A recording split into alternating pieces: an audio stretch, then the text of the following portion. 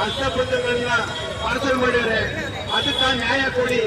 ಆ ನ್ಯಾಯ ಕೊಟ್ಟು ಆ ಬೊಮ್ಮರಯ್ಯನ ಮಕ್ಕಳನ್ನು ಅರೆಸ್ಟ್ ಮಾಡಿ ಅವ್ರಿಗೆ ವಜಾ ಮಾಡಬೇಕಂತ ನಾವು ಕೋರ್ಕೊಳ್ತೇವೆ. ಮಾಡಿ ಲೇಔಟ್ ಮಾಡಕ್ ಮಾಡಿದ್ದಾರೆ. ಅಕ್ರಮವಾಗಿರುವಂಥದ್ದು ಅದನ್ನ ಸರ್ಕಾರ ಲೇಔಟ್ ಅಕ್ರಮ ಲೇಔಟ್ನ ವಜಾ ಮಾಡಬೇಕು ಅಂತ ಹೇಳಿ ಅವ್ರನ್ನ ಅಕ್ರಮವಾಗಿ ಮಾಡಿರೋದಕ್ಕೋಸ್ಕರ ಅವ್ರನ್ನ ಅರೆಸ್ಟ್ ಮಾಡಿ ಅವ್ರನ್ನ ಹೊರಗಡೆ ಹಾಕಿ ಅವರು ನಮ್ಮ ಸ್ಮಶಾನವನ್ನು ಒತ್ತುವರಿ ಮಾಡೋದ್ರಿಂದ ಈ ಕಾರ್ಯಕ್ರಮವನ್ನು ನಾವು ಆಯೋಜಿಸಿದ್ದೀವಿ.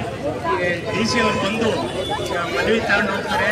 ಅವ್ರ ಮನವಿಗೆ ಗೌರವ ಕೊಡೋಣ. ಅವರು ಅಧಿಕಾರದಿಂದ ನಾವು ಅವರಿಗೆ ಎಲ್ಲ ರೆಕಾರ್ಡ್ಸ್ ಕೊಡ್ತಾ ಇದ್ದೀವಿ. ಗೊತ್ತಾದ್ಮೇಲೆ ನಾವು ಹೇಳೋಣ ಅಂತ ಹೇಳ್ತಾ ಕಾರ್ಯಕ್ರಮ ಅಲ್ಲ. ಇಲ್ಲ, ಇವತ್ತು ಸ್ಟಾರ್ಟ್ ಆಗಿದೆ. 40 ವರ್ಷ ಹಿಂದೆ ಆಗಿರೋದು ಇವತ್ತು ಸ್ಟಾರ್ಟ್ ಆಗಿದೆ. ದಯಮಾಡಿ ಇದು ಈ ಬಸವಣ್ಣವನ್ನು ನಾವು ಉಳಿಸತಕ್ಕ ಈ ಹೋರಾಟ ಮುಂದುವರಿತದೆ. ದಯಮಾಡಿ ಯಾವಾಗ ಕಳೆದ್ರು ಆ ಕ್ಷಣಕ್ಕೆ ದಯಮಾಡಿ ಅಂತ ಮನೆಯವರು, ಯಾಕಂದ್ರೆ ನಮಗೂ ಉಣಕತ್ತಿಲ್ಲ, ನಿಮ್ಗೂ ಉಣಕತ್ತಿಲ್ಲ. ಉಣಕ್ ಜಾಗ ಮೇಲೆ ನಮ್ಮ ತರ ಕೆರೆಗಸಕ್ ಆಗೋದಿಲ್ಲ. ನಮ್ಮ ಮನೆಗಳು ಉಳ್ಕೊಬೇಕಾಗ್ತದೆ.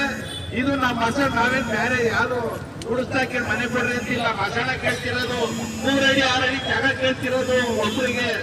ಅದೇ ಗುಂಡಿ ನೋಡ್ತಾವ. ಒಂದು ಸಂವಿಧಾನ ಮಾಡಿಸ್ಕೊಂಡೆ, ಒಂದು MR ಮತ್ತೆ ವಿಭಾಷೆಯನ್ನ ಮಾಡಿಸ್ಕೊಂಡಿರ್ತಕ್ಕಂಥದ್ದಿದೆ.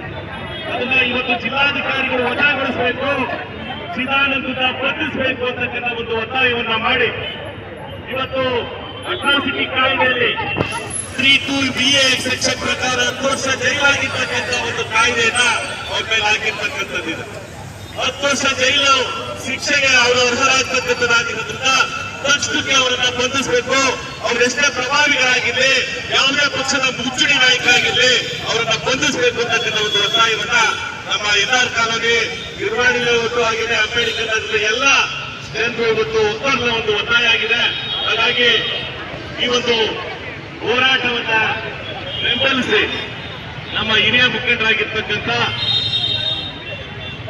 ಪಂಚಾಯತ್ ಮಾಜಿ ಅಧ್ಯಕ್ಷರಾಗಿರ್ತಕ್ಕಂಥ KV ವೆಂಕಟೇಶ್ ಅವರು ಸಹ ಬಂದಿದ್ದಾರೆ. ಹಾಗೆಯೇ ನಮ್ಮ ಕಾರ್ಪೊರೇಟರ್ ಆಗಿರ್ತಕ್ಕಂಥ ರೂಪಾ ಶೆಟ್ಟರಯ್ಯನವರು ಬಂದಿದ್ದಾರೆ. ಅವ್ರಿಗೂ ಸಹ ನಾವು ಸ್ವಾಗತವನ್ನ ಕೋರ್ತಾ